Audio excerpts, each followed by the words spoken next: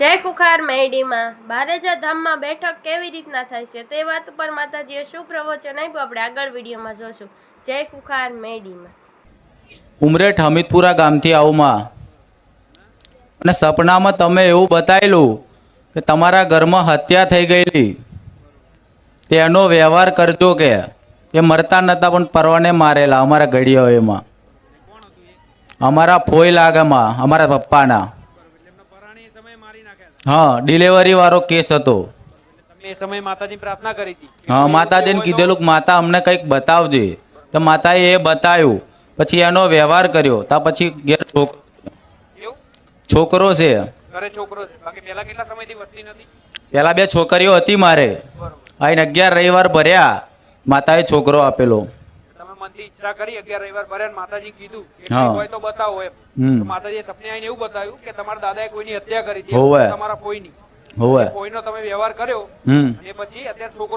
છોકરો આપ્યો, પૂરી કરી માતાએ.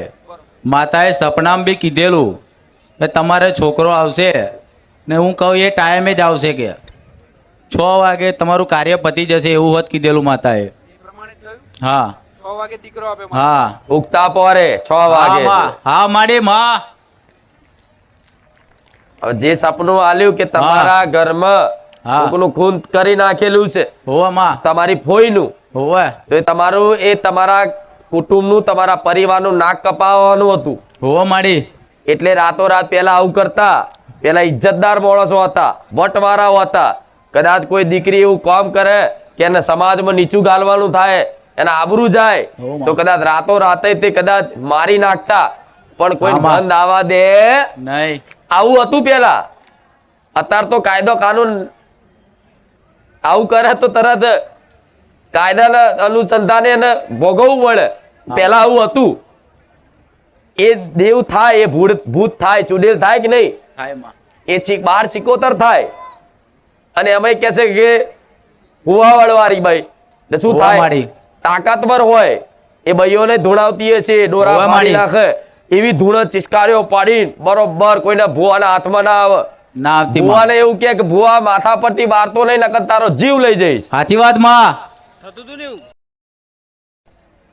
માથા પરથી વારતા ને તો જીવ લઈ જાય કે. હા માડી, બૈરોણ વધારે ધૂણાવે, બરોબર ધૂણાવે. હા, છૂટા વાર મેલીને માડી વારવા આવે ને તારે જ આવું બહુ કરે માં. નાવડી મોટી આંખો, હા માં, દાંત કચેડે. હા, આ કઈક કુટુંબ પરિવારમાં આવું જુનામ થયેલું હોય પેલા તમારા વડવાએ કીધું ના હોય, બરોબર, અને તમે જોડતા ના હોય, અને કોઈ માતાજી આવું બતાવો ને આવું હોતું હોય, અમે તો જોડતા નહીં, અને પણ બાપ દાદાએ કીધું ના હોય તો આવી વાત હોય બને ના આવું. સાચી વાત માં. એટલે સપનામાં આલું છું તો વિશ્વાસ કરજો અને પૂછપરછ કરજો, ને કદાચ ના થાય ને તો અધરું કરજો. આ તો જોડતા હતા સારું છે, હવે ના જોડતા હોત તો શું કે આ તો ખોટું છે ભાઈ, થાય કે નહીં આવું. સાચું માં. હા, એટલે ભલે કીધેલું માં સપનામ. હા, તો ભલે એને પૂજા પાઠ કરવાની, એના આત્માને શાંતિ મળે ને એટલે એને મોનજો. હા માં. એના નામથી પુનદાન કરવાના. પુનદાન મતલબ ગાયને પૂરા ખવડાવો, કોઈ કુવાસીઓને ગરીબને જમાડો, અને એના પ્રાર્થના એ કરો કે ભગવાન આ એના ખાતામાં જમા કરજો. હા માં. જેથી એનું કલ્યાણ થાય, એનો ઉદ્ધાર થાય. કેમ કે દુષ્ટ આત્મા બને એટલે શું કરે, દુષ્ટ આત્મા લોકોને હેરાન કરવાનું કરે. હા માં. પણ એના ઉદ્ધાર માટે તમે કંઈક કરો તો ભગવાન એને આત્માને સંતોષ આલે, શાંતિ આલે, તો એની આગળ ગતિ થાય. નહીં તો આવી ચૂડેલો થાય ને એ 200 વર્ષ સુધી નડતર રૂપ થાય છે. આજે કંઈક ગામડામાં આવું વરગાણ થાય છે, જોવો છો ને બધું. આ ખોટી અંધશ્રદ્ધા નહીં, આ બધું થતું હતું પેલા. અત્યારે તો ભૂતો એવા છે કે ભૂતો આવતા દેખાવાના બંધ થઈ ગયા, માણસો ભૂત જેવા થઈ ગયા છે. આ શું ખોટું? અત્યારે તો ભૂત દેખાય તો એની જોડે બીડી માગે એવા છે. તું લાય બીડી સોની મોની. અત્યારની પ્રજા વિજા એવી છે ને બધી, એટલે બધા ભૂત છે ને હંતાઈ ગયા, છોને છુપે હેરાન કરે. પેલા તો પ્રગટ થાય, દેખાય, પેલા આવું બધું હોતું, પણ હવે રહ્યું નથી. અને હવે મારે માતાનું નામ લો એટલે દેખાવાય નહીં દો, ચિંતા ના કરજો. સાચું માં. બને રામ. રામ માં. અને મેં તમને પ્રાર્થના કરી હતી કે અમારા બેઠક આવવાના ટાઈમ જ તે મારી ગાદી બંધ થઈ ગઈ. એવું કરીને મેં તમને પ્રાર્થના કરીમાં તો તમે અમારી બેઠક કરી અહીં અને મહાકાળીમાં જ બતાયા, ઉગતાન મેળડી બતાયા, ચામુંડ માતા બતાયા, વાણવટી સિકુતર માતા બતાયા અને મસાણી મેળડી બતાયા. પછી બીજા દિવસે સપનામાં ઝોપડી માતા આવ્યા તો મને કીધું કે ઝોપડી માતા આવી એમ. પછી મેં કીધું તું કોની ઝોપડી માતા છે માં? તો કીધું કે સગન દાદાની ઝોપડી માતા એમ. તો મેં કીધું ઘરનાને પૂછ્યું માં સવારમાં ઉઠીને કે આપણા કોઈ પેઢીમાં સગન દાદા ખરા? તો મારા પપ્પાને કે નહીં કોઈ એમ. તો પછી મેં પ્રાર્થના કરી કે માં અમારા પરિવારને ખબર નહીં કે સગન દાદા કોણ છે એમ. તો અસલ હોય મારા પેઢીની કોઈ મારા બાપ દાદાની વડવાની કોઈ ઝોપડી માતા હોય તો માં તું કેમ? તો કીધું કે તારા સગના દાદાની ઝોપડી માતા છું એમ. તો પછી મેં સેવકને ફોન કરીને વ્યવહાર પૂછ્યો અને દીવો ચાલુ કરીને વ્યવહાર ચાલુ કરી દીધો માં. અને પછી તમે સપનામાં મને કીધું કે આ મસાણી મેળીને ઝોપડી માતા તારું દુઃખ બધું પી જશે અને તિલક કરીને ચૂંદડી ઉડાડી છે એમ કીધું તમે મારી. મહાકાળીમાં, ચામુંડમાં, ઉગતાની મેલડીમાં, વહાણવટી માતા, મસાણી મેલડી, હા માં, અને છગન ડોહાની ઝોપડી માતા. હા માં, આટલા દેવ બતાયા. હા માં, ઘેર બેઠા. હા માં. અને અને બધા દીવા ચાલુ કરી દીધા છે મારે. ભલે ભલે. તો તારે બેઠક કરાવવાની ઈચ્છા હતી. હા માં. અને બેઠક અહીંથી બંધ થઈ ગઈ. હા, બંધ થઈ ગઈ. એટલે તને સપનું કેવું આવ્યું? અને મેં તમને પ્રાર્થના કરી કે મારી અમારે જ બેઠક આવવાના સમયે મારી બેઠક બંધ કરી દીધી તો બેઠક કેવી રીતના થશે એ પ્રાર્થના કરેલી મારી. તો બેઠક એ સપનાનો માહોલ કેવો હતો બેઠકનો? આ જગ્યા પર જ મારે મારા બધા પરિવાર વાળા મારા બધા ઘરના બેઠા મારી અને તમે બેઠક કરી. હા માં, બધા દેવ જાહેરાત કર્યા માં. અને બધા દેવને દેવબત્તી કરી અને બધા વ્યવહાર ચાલુ કરી દીધા સેવકોને પૂછી. અને હવે મારી શાંતિ છે મારી. અને મારી 2 વર્ષ પહેલા ખેતરમાં મકાઈ જ નથી પાકતી તો તમારા સાનિધ્યમાં આવ્યા પછી હવે મકાઈ સારી પાકે છે મારી 2 વર્ષથી માં. ભલે રામ. ખેતરમાં કશું પાકે જ નતું પાકતું માં. અને બધું સારું છે. અમારા પતિ પત્નીના ઝઘડા થતા પહેલા એ બંધ થઈ ગયા અને ગોગા મહારાજે બતાવ્યા સપનામાં તો એનો ઉપવાસ કર્યા અને એના નિવેજ કર્યા, સુખડી નારિયેળ કર્યા, ઉપવાસ કર્યા એને તો પતિ પત્નીના ઝઘડા બંધ થઈ ગયા મારી. હવે ઘરમાં સુખ શાંતિ લાગે. સુખ શાંતિ મારી. ભલે રામ. કેટલા ટાઈમ થી આવો મારા ધામમાં? પોણા 2 વર્ષ જેવા થયા મારી. પોણા 2 વર્ષમાં. હા માં. કોઈ દાડો મને પૂછ્યું અહીંયા? ના મારી. કોઈ દાડો સ્ટેજ ઉપર આવ્યો? ના માં. નહીં આવ્યો ને? ના માં. પણ તો એ ઘેર બેઠા. હા માં. એને બેઠક કરી સપનામાં. હા માં. અને એના બધા દેવ બતાયા. હા માં. અને મહાકાળી માતા તો અમે જોડતા હતા જ પહેલેથી. હા માં. એ તો જોડતા હતા જ. હા માં. પણ કશું કરવાનું નહીં. પણ સિક્કો મારીને કહી દીધા કે આટલા દેવ બસ આ દેવને જાલી રાખો. આપે રૂપે કદાચ તમારી માં જ ખમા મજા લીલા લહેર કરી આલશે. હા માં. રામ રામ વાડી. હું નહીં કહેતી કે મને પૂછવાની જરૂર નહીં, કદાચ મારા વાતનું પાલન રાખો ને તો તમને સપનામાં આવીને બેઠક કરી જવું. આવી હું માતા છું. ભલે રામ. રામ રામ. રામ રામ માળી. તમને મારી મહાકાળી ખોડલના રામ રામમાં. હું ઉદણ ગામમાંથી આવું છું અને હું 2 વર્ષથી આવું છું માં. પહેલાં મને ખબર નથી મારી કુળદેવી કોણ છે.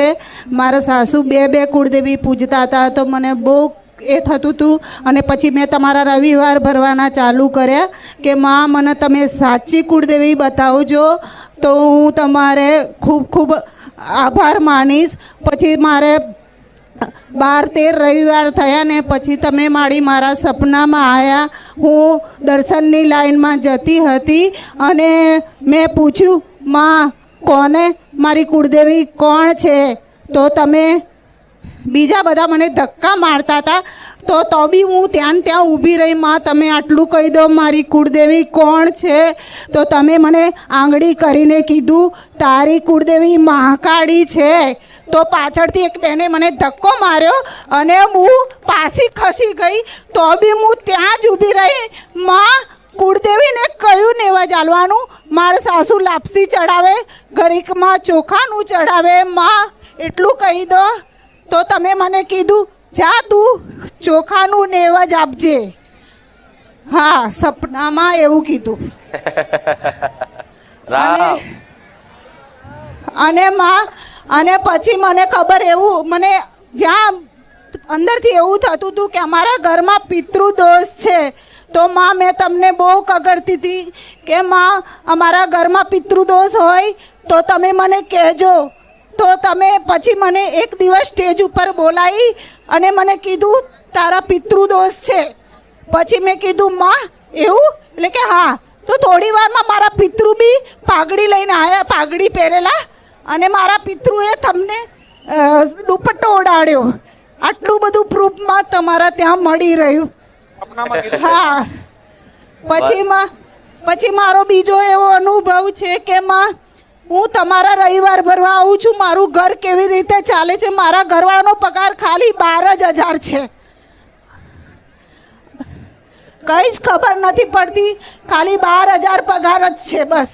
તો બી 2 વર્ષથી આવું છું. મારું ઘર રમરમાટ હેડે છે અને દેવોના વ્યાજ બી ભરાય છે.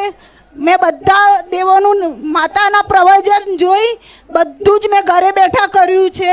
બધા માતાઓને બેસાડ્યા, દર્શનમાં સતીમાં કીધા, મારા છોકરાને મસાણી મેલડી કીધા. મેં તમે જે જે કર્યું છે માં બધું જ કર્યું છે, કંઈ જ બાકી નથી રાખ્યું. પણ આવા જીવન મારા ધામમાં આવ્યા પછી જીવનમાં કેટલો પરિવર્તન થયો. માં એની તો કઈ વાત જ ના થાય, એટલો બધો પરિવર્તન. પહેલાં માં અમારે પૈસાના કારણે બહુ જ ખેંચ પડતી હતી. અત્યારે તો એટલું રમરમાટ હેડે છે ને, ખબર જ નહીં પડતી ક્યાંથી આવે છે પૈસા, ખબર જ નહીં પડતી. આ દેવની કૃપા.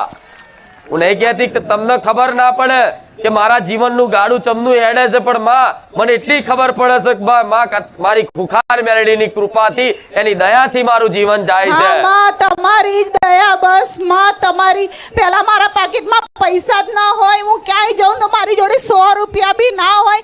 અત્યારે મારા પાકીટમાં 1,000-2,000 આરામથી હોય. માં તમારી દયા, તમારો ખૂબ ખૂબ આભાર. ભલે રામ, તમે જે રીતે શ્રદ્ધા અને ભાવ ને હેત રાખો છો ને, અને જે મારી વાણીનો કદાચ હાભરી અને ઘેર જઈને પાલન કરે ને, એની મારી વિશેષ કૃપા ફળે. જેમ કે મારી વાતનું મૌન રાખતા હોય, પાલન કરતા હોય, એને કઈ બોલવાની જરૂર પડે. રામ.